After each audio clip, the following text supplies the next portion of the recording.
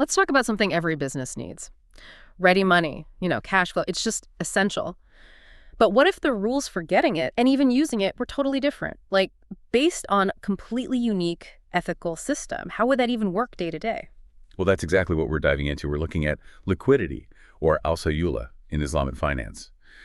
Our mission, really, is to figure out how Islamic financial institutions handle their available cash based on this key document, Sharia Standard number 44. We're not just defining liquidity, but we're getting into the clever ways they actually acquire it and then deploy it, all while sticking strictly to Sharia principles. And yeah, our source today is right from that standard itself, giving us the foundational ideas and how they play out in practice. So first things first, what exactly is liquidity al-sayula in this world? The standard says it's, cash. And also anything easily convertible into cash. Sifio aulo. Seems pretty straightforward. It does seem simple on the surface, yeah. But the real complexity, like you said, is in the management, It's fundamentally about achieving what they call financial solvency. Okay. And that's a real balancing act. Institutions need to sort of get liquidity fast and ideally cheaply. Yeah. But then crucially, they have to invest it, put it to work profitably. It's a two-sided coin. Right. So it's not just having a pile of cash. It's dynamic. Yeah. And what achieving liquidity means, well, it seems to shift depending on the context. Exactly. For the institution itself, the bank or financial firm, it boils down to the ability to meet withdrawal. So paying out customers when they ask. Precisely. And meeting other immediate obligations they might have. It's about reliability. Okay. And what about in, say, financial markets? Yeah. In the broader markets, liquidity means how easy it is, really, to sell financial paper. Yeah. Stocks, bonds, that sort of thing, and turn it into cash quickly. Without crashing the price. Exactly, without a big price hit. And then for things like sukuk Islamic bonds or investment funds, liquidity is about the availability of redemption. Can investors get their money back easily? Got it. Or is there enough interest, enough desire or availability to participate?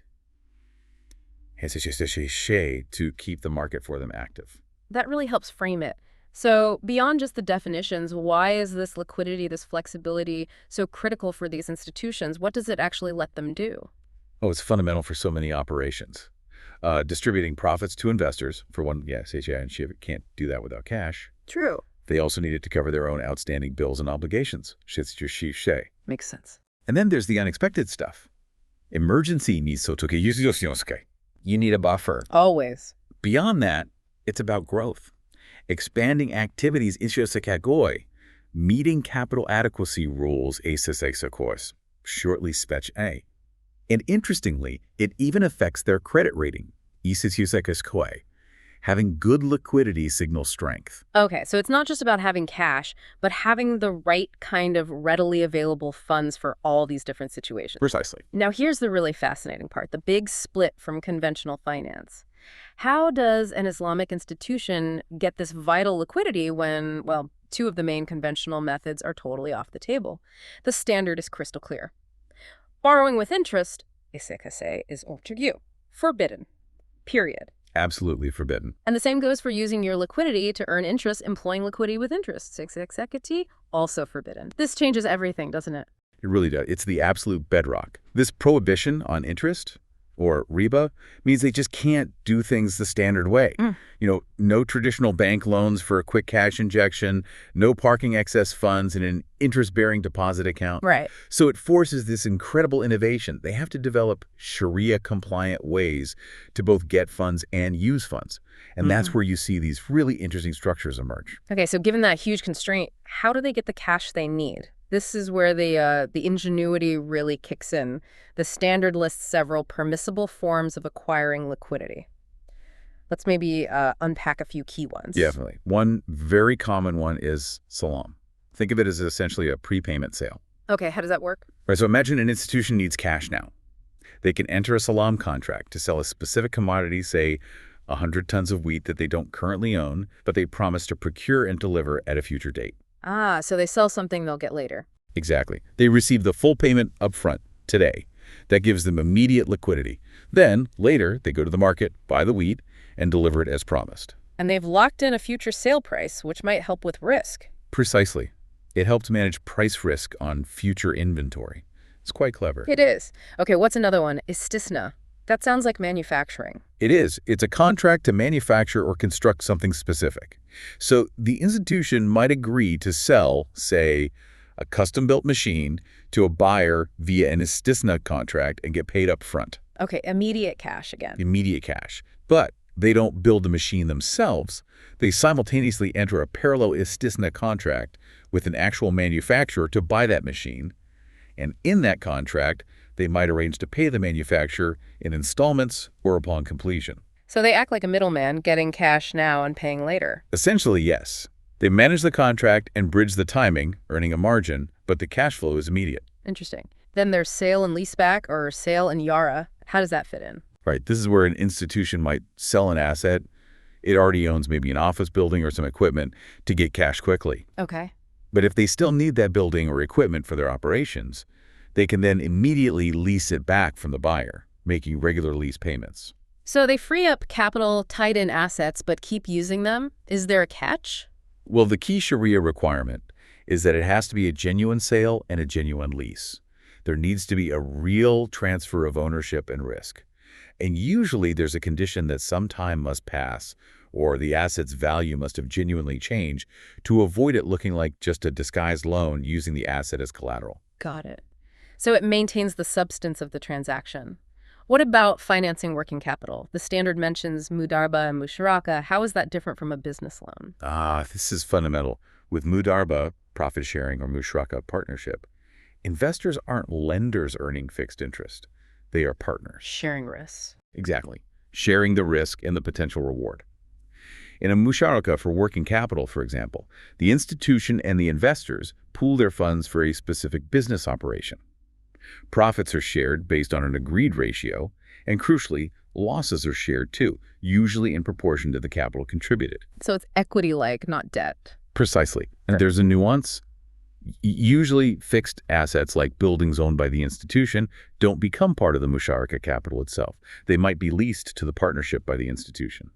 This keeps the focus on the shared operational risk. That makes sense. It really changes the dynamic. Okay, what about issuing investment sukuk?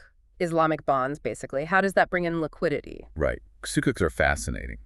When an institution issues sukuk, they're essentially selling ownership shares in specific, tangible assets or projects to investors, the sukuk holders. So investors buy a piece of an asset. A beneficial ownership stake, yes. The institution often manages these assets or the project on behalf of the sukuk holders. The money raised from selling the sukuk provides immediate capital, say, for expansion. Then, the institution typically commits to buying back the sukuk from the holders later, maybe at maturity, often at market value, or a pre-agreed value, depending on the structure. Okay. There's a detail here. If the institution isn't managing the underlying asset, but just leasing it, like if the sukuk represent ownership in planes leased to an airline, they might be allowed to promise to buy back the sukuk at their original nominal value. It depends on the structure and who bears the core asset risk. It sounds complex, but always tied back to real assets or ventures. That's the key theme. Real economic activity, asset backing, risk sharing. It's about avoiding generating money from money alone, which is the essence of the interest prohibition. There's also tawarruk, a specific sequence of sales to get cash, and simply receiving an interest-free loan, qard hasan, though the latter is more about goodwill than a standard commercial tool. Right. Okay, so we've seen some really creative ways they acquire liquidity without interest. Now, how do they use it? How do they employ their funds in a Sharia-compliant manner? That's just as important, isn't it? Absolutely. The deployment side is equally governed by these principles. One of the most straightforward ways is just trading. Buying and selling goods. Exactly. Buying goods for cash and then selling them on credit, often using contracts like murabaha, cost-plus sale, or musawama, bargaining sale. Right. The profit comes directly from the trade margin, not from lending money. Makes sense. Asset-backed. What else? Leasing, or tijara, is huge. This can take several forms. There's ijara muntaya bil tamlik, which is basically a lease that ends with the lessee owning the asset. Think Islamic mortgages or car financing. Okay. You can also have ijara for services, leasing out the use of services rather than goods. and ijara mosufa fialdima, which is leasing a specific type of asset or service that might need to be constructed or sourced first, but its specifications are clearly defined in the contract. So generating income from ownership and use, not lending. Correct. And remember, salam and istisna. Institutions can be on the other side too. They can use their liquidity to buy goods via a salam contract, paying upfront, receiving goods later, to then sell on. Or they can fund an istisna project, acting as the buyer who pays for the manufacturing. Ah, so they can use those structures both to get liquidity and to deploy it. Yes, depending on which side of the contract they take.